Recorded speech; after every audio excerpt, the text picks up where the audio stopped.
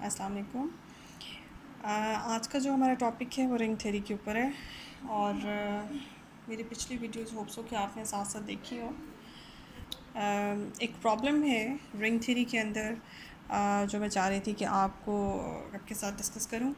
ये देखें, if in a ring R the equation ax is equals to b for all a and b are any two elements of the ring where a is non equals to 0 has a solution. किसी भी ring के अंदर इस तरह की जब भी आप इक्वेशन बनाते हैं तो इस तरह की इक्वेशन का वो आपसे कहता है कि सोल्यूशन ऑलवेज़ एग्जिस्ट करता है। ये सपोज़ कर लें और फिर आप ये शो करके दिखाएं कि आर जो है वो आपका डिवीजन रिंग है। इसमें इस इक्वेशन में ख़ासियत ये है कि इस इक्वेशन जब भी आप इस तरह की इक्वेशन किसी रिंग में बनाएंगी तो इसमें ए और बी की जो सिलेक्शन है वो कोई से भी दो एलिमेंट्स आप ए और बी उठा सकते हैं रिंग में से, लेकिन जो ए है एक्स का कॉफिशेंट है उसके ऊपर सिर्फ एक कंडीशन है कि that should be non zero. बस आपने ये इक्वेशन बनानी है, तो फिर जब भी आप इक्वेशन बनाएंगे उसका सोल्यूशन आपके पास कोई ना कोई एग्जिस्ट करेगा। और आर को आपने डिवीजन रिंग दिखाना है, जबकि आर इट्सल्फ एक रिंग है। अच्छा जी, डिवीजन रिंग दिखाने के लिए आप को पता है कि रिंग के अंदर 8 प्रॉपर्टीज़ होती हैं जो वो सेटिस्फाई करता है तो वो रिंग बनता है। और उसको डिवीजन रिंग तक पहुंचने के लिए दो मज़ीद कंडीशन सेटिस्फाई करना होती है, एक मल्टीप्लिकेटिव आइडेंटिटी और इन्वर्स मल्टीप्लिकेटिव इन्वर्स का। ये दो कंडीशंस अगर मज़ीद आर के अंदर आ जाए तो फिर आर जो है वो डिवीजन रिंग बन जाएगा। तो हमने ये शो करना है कि आर डिवीजन रिंग है।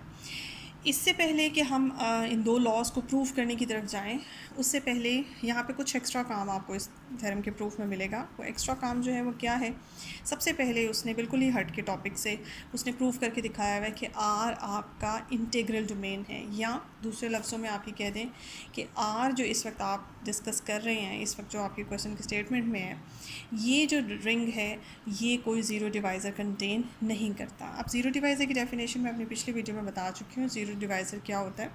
ज़ीरो डिवाइज़र एक ऐसा, फॉर एग्जांपल ये मैंने डेफिनेशन भी लिखी हुई है, आर एक रिंग है और आर ज़ीरो डिवाइज़र कंटेन करेगा। कोई भी एलिमेंट रिंग के अंदर ज़ीरो डिवाइज़र बन जाता है अगर उसके अंदर से आप कोई से दो एलिमेंट्स का प्रोडक्ट लें और प्रोडक्ट ज़ीरो आए, जबकि वो दोनों एलिमेंट्स सिर्फ नॉन ज़ीरो। तो फिर उस केस में आप ए को भी ज़ीरो डिवाइज़र कह सकते हैं और बी को भी ज़ीरो डिवाइज़र कह सकते हैं। तो और ओवरऑल हम कहेंगे कि हमारा रिंग जो है वो इस वक्त ज़ीरो डिवाइज़र कंटेन कर रहा है। ठीक है जी, ये तरीक़ेकार है।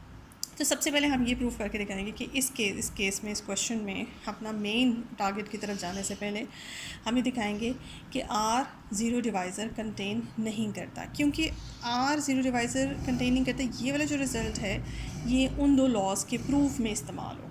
ठीक है जी, स्टार्ट करते हैं। हमने शो करके दिखाना है ये, लेकिन हम कॉन्ट्ररी चलते हैं। हम कहते हैं कि सपोज़ करें कि आर में ज़ीरो डिवाइज़र है, मौजूद है, यानी कि कोई से दो एलिमेंट्स का प्रोडक्ट ज़ीरो लेते हैं तो वो दोनों एलिमेंट्स नॉन ज़ीरो होते हैं। अब आगे जाके आएगी कॉन्ट्राडिक्शन, तो फिर मैं कहूँगी कि मेरी सपोजिशन जो है वो रॉन्ग है, यानी कि आर में कोई ज़ीरो डिवाइज़र मौजूद नहीं है। ठीक है जी, ये आपने स्टेटमेंट रख ली अपने सामने। उसके बाद आपने क्या किया, आपने इसी ए एलिमेंट जो आपने पहले सेलेक्ट किया है रिंग में से, नॉन ज़ीरो एलिमेंट, उस नॉन ज़ीरो एलिमेंट को लिया और इस तरह की एक इक्वेशन बनाई जिसको मैंने इक्वेशन नंबर 1 कहा है। ये जो इक्वेशन नंबर 1 बनाई, कैसे बनाई? जैसे आपके क्वेश्चन की स्टेटमेंट में उसने कहा है कि ए और बी की जगह कोई भी एलिमेंट हो सकते हैं, तो मैंने ए और बी की जगह ए को ही रख लिया और ए शुड बी नॉन ज़ीरो। ठीक है, ए नॉन ज़ीरो था। ये इक्वेशन है। अब स्टेटमेंट के अकॉर्डिंग हर इस तरह की इक्वेशन का सोल्यूशन एग्जिस्ट करता है, तो इसका भी कोई ना कोई सोल्यूशन है। सपोज़ करेंगे इवन इसका सोल्यूशन है। इस सोल्यूशन को इक्वेशन, इसकी ओरिजिनल इक्वेशन में पुट कर दिया, आपके पास इक्वेशन नंबर 1 की ये शक्ल आ गई। ठीक है जी, इसको आपने इक्वेशन नंबर 2 का नाम दे दिया।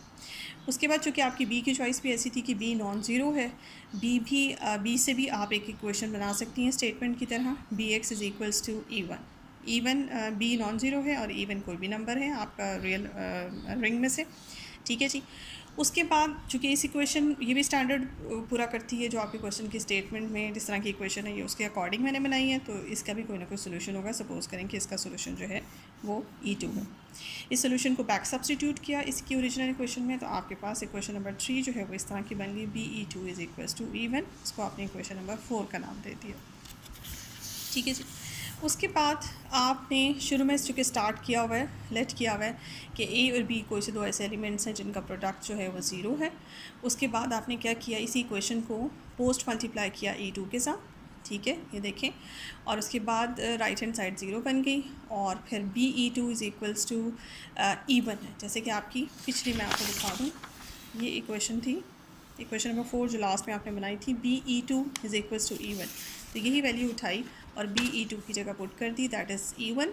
AE1 is equals to 0। और ये जो इक्वेशन है, ये जो वैल्यू है AE1 की, इसको उठाया और अपनी पिछली एक इक्वेशन आपके पास है, इक्वेशन नंबर 2 जिसको नाम दिया था AE1, यहाँ उठा के उस A की वैल्यू पुट की, AE1 की। AE1 इज़ इक्वल्स टू 0 और आपने यहाँ इक्वेशन नंबर 2 में पुट किया, आपके पास आंसर आ गया A इज़ इक्वल्स टू 0। लेकिन सिंस क्या था, सिंस हमारी A की चॉइस ऐसी थी, A हमने ऐसे सेलेक्ट किया था, A हमने नॉन ज़ीरो सेलेक्ट किया था, लेकिन यहाँ से रिज़ल्ट आता है कि A ज़ीरो है, तो इसका मतलब ये दोनों बातें, हमारी सिलेक्शन और हमारा रिज़ल्ट दोनों एक दूसरे के ऑपोजिट हैं, कॉन्ट्राडिक्ट कर रही हैं। तो हमारी जो है सपोजिशन वो रॉन्ग हो गई। ठीक है जी, हमारी सपोजिशन रॉन्ग हो गई। और जो हमारी सपोजिशन थी कि R में ज़ीरो डिवाइज़र है, so R has no zero divisor, R का कोई ज़ीरो डिवाइज़र नहीं है।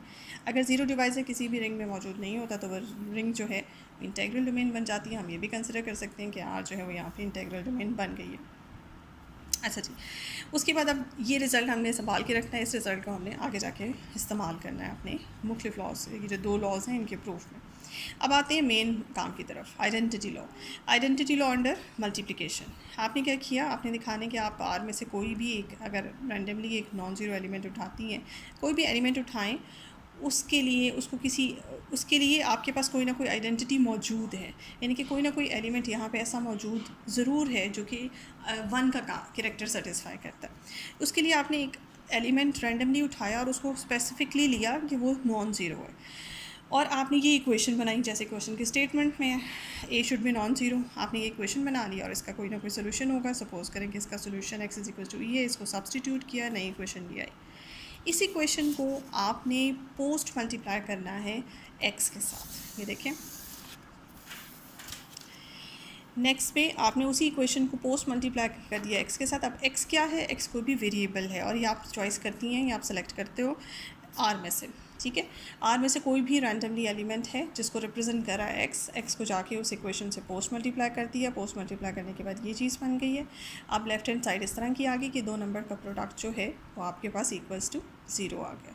ठीक है जी, अब ये देखिए 2 नंबर्स का प्रोडक्ट अगर इक्वल्स टू 0 आता है तो यहाँ पे हम अपना जो स्टार्ट में हमने सबसे पहला जो काम किया था, जिसका बज़ाहिर तो लग रहा था कि क्वेश्चन से कोई ताल्लुक़ नहीं है कि R has no zero divisor, वो बात ही यहाँ इस्तेमाल होगी। यानी कि R इज़ इंटेग्रल डोमेन, जो हमने रिज़ल्ट निकाला था।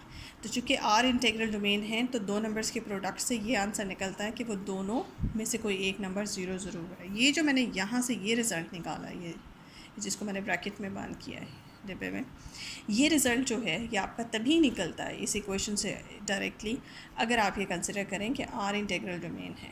इसलिए मैंने साइड पे भी लिखा because since R integral domain है, या आप ये कह सकते हैं कि R का कोई ज़ीरो डिवाइज़र नहीं है, इस वजह से या A ज़ीरो है या ये दूसरा नंबर ज़ीरो है।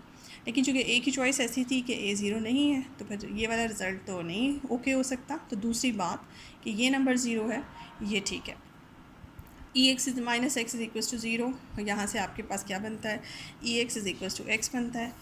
E का बिहेवियर यहाँ पे ऐसे लगता है जैसे कि E एक आइडेंटिटी एलिमेंट है जो किसी भी एलिमेंट, रिंग के एलिमेंट के लेफ़्ट से मल्टीप्लाई होकर आंसर में वही एलिमेंट देती है।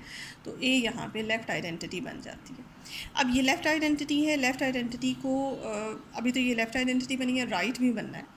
तो जब ये राइट भी बन जाएगी, लेफ़्ट भी बन जाएगी, तो टोटल ये आइडेंटिटी आपके पास रिंग की आइडेंटिटी हो जाएगी। अब इसकी राइट आइडेंटिटी के ऊपर काम करते हैं। अभी सिर्फ E आपका लेफ़्ट आइडेंटिटी बना है। राइट आइडेंटिटी के लिए आपने क्या किया, आपने कंसिडर की ये इक्वेशन, ये आपने एक टर्म कंसिडर की, consider x e minus x equals multiplied by e. वही E जो आपकी लेफ़्ट आइडेंटिटी बनी थी उसको ये आपने खुद से एक टर्म बनाई, ठीक है। और यहाँ x जो है वो किसी भी आर्बिट्रेरी एलिमेंट को यहाँ पे रिप्रेजेंट कर रहा है रिंग के, उसको E से मल्टीप्लाई किया माइनस एक्स, ये एक नंबर बनाया आपने और इस नंबर को राइट हैंड साइड से E से मल्टीप्लाई कर दिया, ठीक है। उसके बाद ये ब्रैकेट खोली, ब्रैकेट खोलने के बाद ये चीज़ें आपके पास आई, इस ई को ई से मल्टीप्लाई करने के बाद ई आइडेंटिटी नहीं है, ई लेफ़्ट आइडेंटिटी है। तो देखें ये एक नंबर अगर मैं कंसिडर करूं और ये आइडेंटिटी लेफ़्ट आइडेंटिटी कंसिडर करूं तो लेफ़्ट आइडेंटिटी इसके साथ मल्टीप्लाई होके वापस आपको ई देती है। सेम नंबर आपस में कैंसिल होने से आपके पास ज़ीरो आ गया। इसका मतलब ये हुआ कि देखें इन दोनों नंबर्स को आपस में मल्टीप्लाई किया, मल्टीप्लाई करने से ज़ीरो आ गया। तो it's mean to be this again आ चुकी इंटीग्रल डोमेन है, तो इसका मतलब है या ये नंबर ज़ीरो है या ई ज़ीरो है, ठीक है, या ई ज़ीरो है या ये नंबर ज़ीरो है, इन दोनों का प्रोडक्ट ज़ीरो आ गया। तो ई तो ज़ीरो नहीं हो सकता, ठीक है, क्यों? क्योंकि मेरे पास ई लेफ़्ट आइडेंटिटी है, पहले ही मैं पहले वाले पार्ट में प्रूव कर चुकी हूँ कि ई लेफ़्ट आइडेंटिटी है। तो लेफ़्ट आइडेंटिटी ज़ीरो, कभी भी लेफ़्ट आइडेंटिटी किसी भी ग्रुप के अंदर या रिंग के अंदर लेफ़्ट आइडेंटिटी नहीं बन सकता, तो इसलिए ई ज़ीरो नहीं हो सकता, ठीक है। तो पीछे एक ही ऑप्शन बचता है कि ये ब्रैकेट जो है आपके पास ज़ीरो है, ये ब्रैकेट ज़ीरो है, तो x is equal to x. अब ई यहाँ पे क्या है, ई एक लेफ़्ट आइडेंटिटी थी, वही लेफ़्ट आइडेंटिटी इस किसी भी रिंग के एलिमेंट के साथ राइट से मल्टीप्लाई होकर भी आंसर आपको वही एलिमेंट देती है। इसका मतलब वही लेफ़्ट आइडेंटिटी आपके पास राइट आइडेंटिटी भी बन गई। सो ओवरऑल आपके पास जो है ई एक आइडेंटिटी एलिमेंट का कैरेक्टर सेटिस्फाई कर रहा है आपके रिंग के अंदर। अच्छा जी, अब दूसरी तरफ आते हैं, दूसरे लॉ की तरफ आते हैं, इन्वर्स लॉ। हमने ये शो करना है कि रिंग के अंदर हर एलिमेंट जो नॉन ज़ीरो है उसका इन्वर्स एग्जिस्ट करता है। तो उसके लिए अब ये चूँकि पहले प्रूव हो चुका है कि रिंग के अंदर आइडेंटिटी मौजूद है, ये आइडेंटिटी है, और फिर मैंने रिंग में से एक नॉन ज़ीरो एलिमेंट सेलेक्ट किया और मैंने ये क्वेश्चन की स्टेटमेंट जैसी एक इक्वेशन बनाई, और इस इक्वेशन का सोल्यूशन जो है वो चूँकि एग्जिस्ट करेगा। सपोज़ करें कि इस इक्वेशन का एक सोल्यूशन है x is equals to B. इस सोल्यूशन को मैंने इस इक्वेशन में इंसर्ट कर दिया, आपके पास इक्वेशन बनी a b is equals to e. यहाँ से क्या पता चल रहा है, यहाँ से पता चल रहा है कि ए कोई भी एक नॉन ज़ीरो एलिमेंट था, इस नॉन ज़ीरो एलिमेंट के लिए एक एलिमेंट बी एग्जिस्ट करता है जो राइट हैंड साइड से इससे मल्टीप्लाई हो तो आंसर में आइडेंटिटी आता है। तो बी का कैरेक्टर जो है यहाँ पे बिल्कुल ऐसा है जैसे राइट इन्वर्स होता है। सो बी आपके पास ए का राइट इन्वर्स बन गया, ठीक है जी।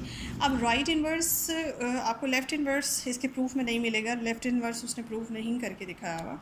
ये बात याद रखें कि अक्सर क्वेश्चंस में आपको जब आप आइडेंटिटी लॉ और इन्वर्स लॉ समटाइम्स हमने प्रूफ करना होता है कि ये एलिमेंट जो है वो आइडेंटिटी है, और हम सिर्फ उसको राइट आइडेंटिटी प्रूव करते हैं या लेफ़्ट आइडेंटिटी प्रूव करते हैं, वन साइडेड आइडेंटिटी प्रूव करते हैं, तो उसका ऑटोमेटिकली रिज़ल्ट ये निकलता है कि ये आइडेंटिटी है। बिल्कुल इसी तरह से अगर आप एट अ टाइम ये प्रूव कर दें कि कोई एलिमेंट वन साइडेड इन्वर्स रखता है, कोई भी element one sided inverse contain करता है, तो हम अंडरस्टूड समझेंगे कि वो अगर फॉर एग्जांपल राइट इन्वर्स है तो वो लेफ़्ट भी कंटेन करेगा, और अगर लेफ़्ट है तो वो राइट भी कंटेन करेगा। तो वन साइडेड इन्वर्स भी अगर आप प्रूव करके दिखा दें किसी एलिमेंट का एग्जिस्ट करता है तो ऑटोमेटिकली उसका सेकंड दूसरे ऑपोजिट साइडेड इन्वर्स भी एग्जिस्ट करेगा, ठीक है जी। ये एक लंबा सा क्वेश्चन था, एक प्रॉब्लम थी आपकी जो मैं समझती थी कि मेरा कराना ज़रूरी है, तो मैंने आपको करा दी।